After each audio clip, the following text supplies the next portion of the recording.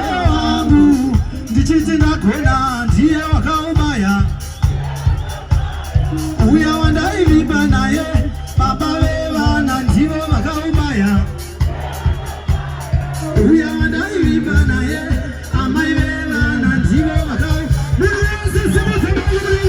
ndiye wakaubaya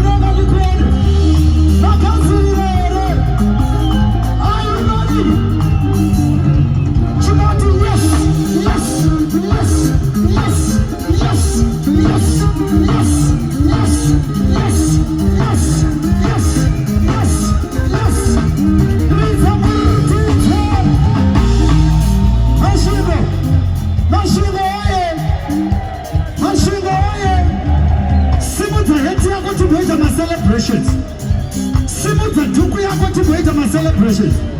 Tambo ima tozere. Gena kutumbo njamba. Are you ready? Simuta isa mlenga dikwela. Are you ready? Are you ready? 1, 2, 3, 4. Hold on. Mandi yako imani yangu. Legani for Mantichi. Mandi yako imani yangu. Aliso kunzai.